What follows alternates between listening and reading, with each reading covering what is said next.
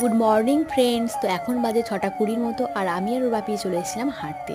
তো এই দিক দিয়ে যখন হেঁটে এসেছিলাম না, তখন আমি দেখছি এখানে কোনো রকম কুয়াশা ছিল না। যখন হাই রোডের দিকে গিয়েছি দেখছি পুরো কুয়াশা, কাউকে দেখাই যাচ্ছে না। তো তাই আর কি ক্যামেরাটা অন করলাম। খুব সুন্দর লাগছিল, কিন্তু এই সুন্দর লাগাটা বেশিক্ষণ ধরে রাখতে পারলাম না, তার কারণ বাবুর স্কুল আছে, তাড়াহুড়ো করেই চলে আসছিলাম। আর এই সাইডে দেখুন পুরো পরিষ্কার। তো যাই হোক, আর এখানে সরস্বতী পুজো যদি চলেই এসছে, তো সরস্বতী ঠাকুরগুলো বানিয়ে কাগজ দিয়ে রাত্রে এইভাবে ঢেকে রাখে, তার কারণ কুয়াশা বা শিশি যদি ভিজে যায়। তো চলে এসে প্রায় 6:45 মতো বাজে, আর বাবুকে বলছি তাড়াতাড়ি করে ওঠ, নলে দেরি হয়ে যাবে। তো হাঁটতে গিয়েছিলাম, তারা ওর বাবাই বলেছিল যে চলো দুজনে মিলে সব করে নেবো, তাহলে দেখবে ঠিক হয়ে যাবে, অসুবিধা হবে না। তো স্কুল থাকলে আমি তার জন্য যেতে চায় না।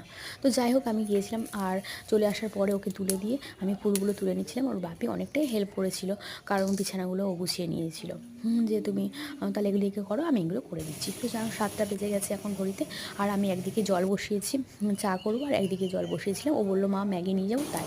তো বাবুর ব্রাশও হয়ে গেছে, ওকে একটু উষ্ণ জল দিয়ে দেবো, কারণ ঠান্ডার সময় একটু সকালে উষ্ণ জল খাই, ওকে বাথরুমে পাঠাই।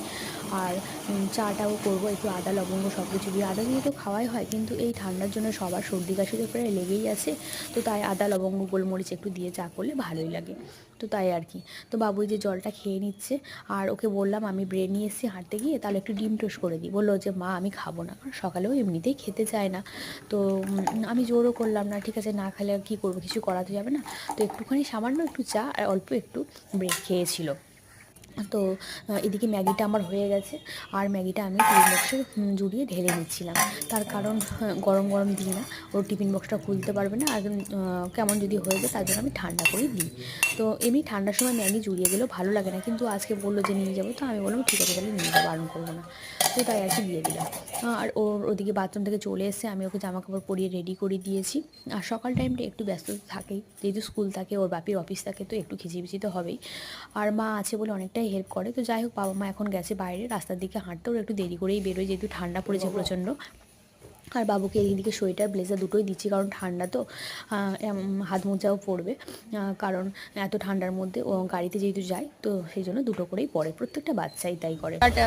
তো এই যে ওকে রেডি করে তুলে দিলাম, টাটা করে দিলাম। আর এখানে এই কাকিমাটা এসে ডাকছে মাছ নাও, তো আমি বলছি ছোটো মাছ অনেক কদিন ধরে খাচ্ছি, আজকে আর খাবো না। তো বলছে অল্প একটু নাও। তো এই যে মাছের মধ্যে এই মাছ দু একটা ছিল। আর তারপর 10টা মতো বাজে আমি স্নান টান করে নিয়ে একটু পুজো দিয়ে নিলাম। আজ যেহেতু মঙ্গলবার, তার জন্য একটু ধুনো দিলাম। শনি মঙ্গলবার করে চেষ্টা করি একটু দেওয়ার, বৃহস্পতিবারটা তো দেওয়াই হয়।